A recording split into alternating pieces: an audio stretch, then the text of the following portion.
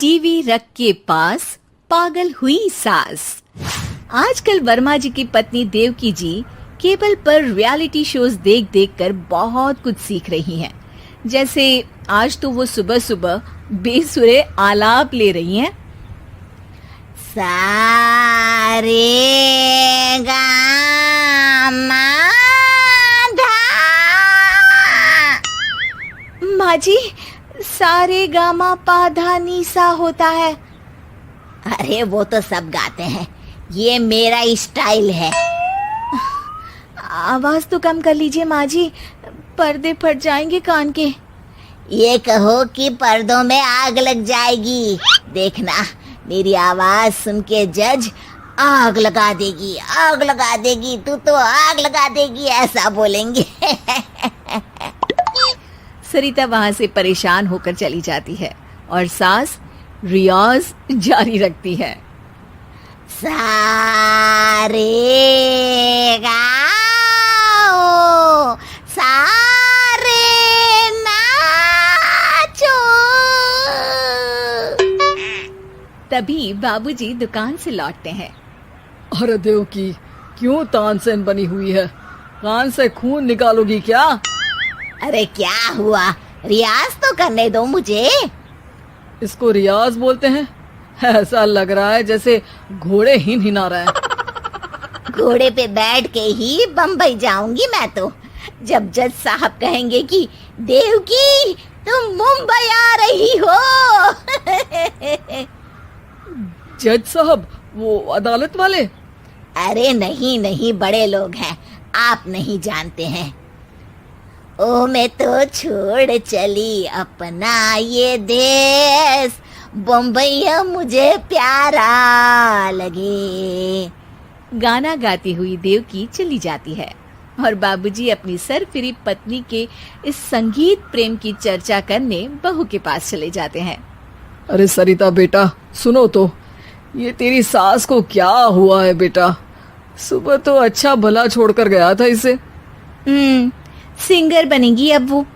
Singing reality show में जाने की सुबह से तैयारियां चल रही हैं इनकी। हाँ, अब तो कोयल के सुर मेंढक छेड़ेगा। हे भगवान, सद्बुद्धि दो इसे।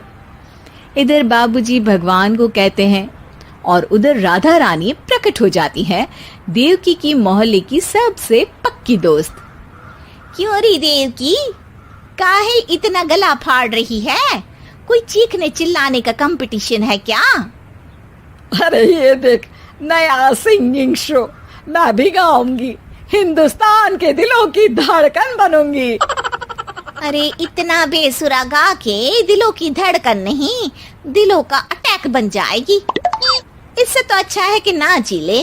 वैसे भी दिन भर मोहल्ले में नाचती तो रहती है तू, कभी इसके घर कभी उसके घर। देवकी को समझ में आ जाता है कि उसका गाना किसी को पसंद नहीं आ रहा। अगले दिन सरिता देखती है कि सास पैरों में घुंघरू बांध के नाच रही है। अरे माँ जी, क्या मंजुलिका बनी हुई है आज आप? अरे नाचने दे बहू, जब तक है जान जाने जहां मैं नाचूंगी। अरे माँ जी, अभी जान निकल जाएगी, इतनी जोर से नाचेंगी तो। अरे अरे, क्या कर रही हो? अरे दिख नहीं रहा, डांस कर रही हूँ। अरे जैसी तुम्हारी हरकत है, तुमको तो नागिन डांस करना चाहिए। वो भी करूंगी, भांगड़ा भी करूंगी। देखना, जज मुझे देख के स्टैंडिंग ओवेशन देंगे। हाँ, स्टैंडिंग ओवेशन तो देंगे ही, ताकि खड़े होकर वहां से भाग सके तुम्हारा डांस देखकर। अरे कुछ ढंग की चीज करो, ये रोज क्या नया शुरू कर देती हो? सास को लगता है कि उसका डांस का सीन भी बिगड़ गया।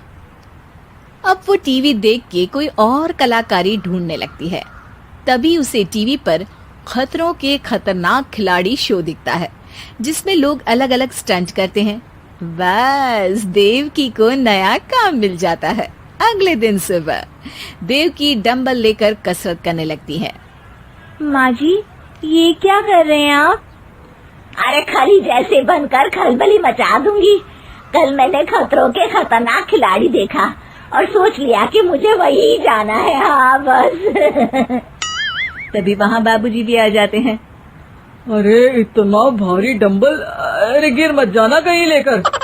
अरे चुप करो, तुमसे कुछ नहीं होता इसका मतलब ऐसा नहीं कि मुझसे भी कुछ नहीं होगा। मैं तो खतरों के खतरनाक खिलाड़ी में जाने वाली हूँ। हाँ मैं तो इस शो में तभी गया था जब तुमसे शादी हुई थी। तुमसे शादी करना भी खतरों के खतरनाक खिलाड़ी में जाने से कम थोड़ी ना। अब चुप भी रहिए। अरे बहू, वो भारी वाला डंबल उठा कर ला तो। अरे ना माँ जी, आप संभाल नहीं पाओगी। अरे मैंने टीवी में देखा था, एक आदमी कार उठा लेता है, इतना तो मैं उठा ही सकती हूँ ना। बहू घबराते हुए भारी वाले डंबल माँ के हाथ में दे देती है। जैसे ही माँ दोनों हाथ ऊपर करती है, पूरे शरीर का बैलेंस बिगड़ जाता है और वो पीछे की तरफ गिर जाती है। डंबल जाकर टीवी में लगता है और टीवी फूट जाती है। माँ जी, उठिए माँ जी।